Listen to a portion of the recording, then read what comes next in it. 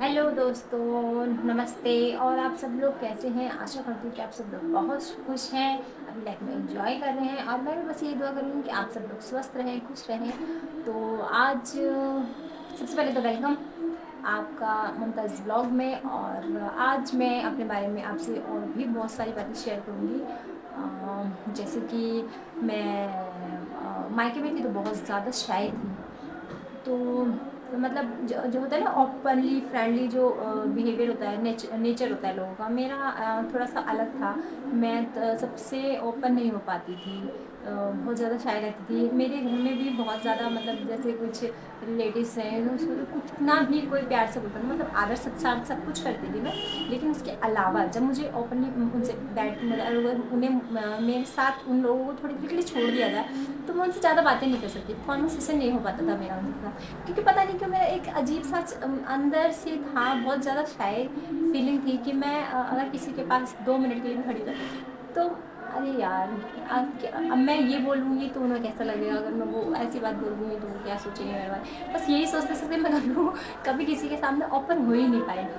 तो इस नेचर का मेरे इस नेचर का की वजह से मेरी लाइफ में शादी के बाद बहुत ज़्यादा मेरा नुकसान हुआ। क्योंकि शादी के बाद जब मैं अपने ससुराल में गई तो इस नेचर की वजह से मेरा काफ़ी नुकसान हुआ। जैसे कि मैं आपको एक उदाहरण दूंगी, मतलब एक एग्जांपल बताऊंगी अपनी लाइफ का कि जब मैं शादी करके आई थी तो जब बहुत सारे रिलेटिव्स आते थे घर पे तो उनके लिए चाय नाश्ता और उनका जो आदर सत्कार जो सम्मान होता है वो करने के बाद हमसे कहा जाता था कि तुम अब साइड में हो जाओ। और ज़्यादा कुछ बातचीत नहीं होती थी हमारी।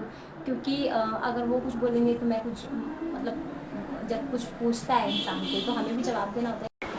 हाँ, तो हमारे यहाँ ना ससुराल में हमेशा यही रूल रहता था कि जब मैं बहुत शाय थी तो उसकी वजह से क्या होता था कि मैं कभी भी अपने ससुराल वाले के साथ, ननद के साथ ज़्यादा फ्रेंडली और ओपनली, मतलब ओपन बिहेव, जैसे होता है ना मस्ती हो, नंद भाभी में जो मस्ती होती है, जो ससुराल में मस्ती होती है, नंद भाभी, ऐसा मेरे अंदर नहीं है। क्योंकि मुझे हमेशा ही डर लगता था कि अगर मैंने उनसे कुछ कह दिया तो कहीं वो मेरी सासू माँ से जाके बोल दे, कुछ लड़ाई हो।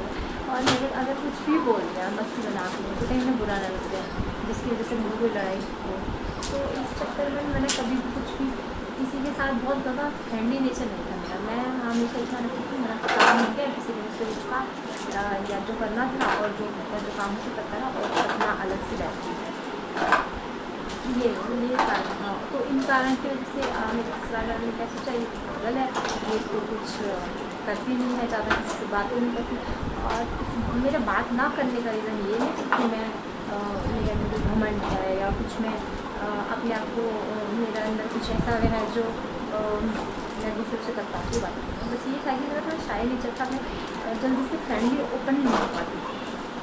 इसी कारण से हम लोगों ने हमने सोचा कि मुझे ये तो बहुत बेकार है, पागल है उसको। इसी कारण से हमने मुझे कहीं पर ले जाना छोड़ दिया, कहीं पर भी नहीं लेके गए तो मुझे अपने साथ में। मैं मेरा किसी ज़्यादा फ्रेंड और रिलेटिव्स में कुछ तो मेरी जान पहचान इतनी खास नहीं है, बहुत कम लिमिटेड कुछ रिलेटिव्स हैं जो मुझे जानते होंगे, मैं उन्हें जानती हूँ। तो इस शाय नेचर ने मेरा काफ़ी नुकसान किया। पर अगर आप ही बताइए, अगर मैं किसी से लड़ती झगड़ती नहीं हूँ, मैंने किसी को उल्टा जवाब नहीं दे रही तो क्या इसका वजह ये है कि वो इंसान पागल है? पता नहीं, मेरी सोच तो ऐसा नहीं है कि अगर इंसान को सीखा है आपसे फालतू बात नहीं करना, आपसे लड़ाई झगड़ा नहीं करना, तो हम उस इंसान को पागल डिक्लेयर कर देंगे।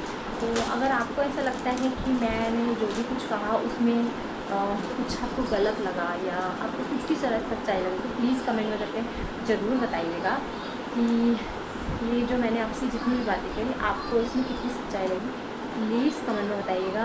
और अगर आपको इसमें कुछ भी अच्छा लगा हो तो प्लीज़ लाइक, शेयर, सब्सक्राइब और कमेंट ज़रूर करके अच्छे से बताइएगा। और अब हम मिलते हैं आपको अगले ब्लॉग में कुछ और अच्छी बातों के साथ हम आपसे मिलेंगे। तो तब तक के लिए बाय, टेक केयर और अपना ख्याल रखिएगा।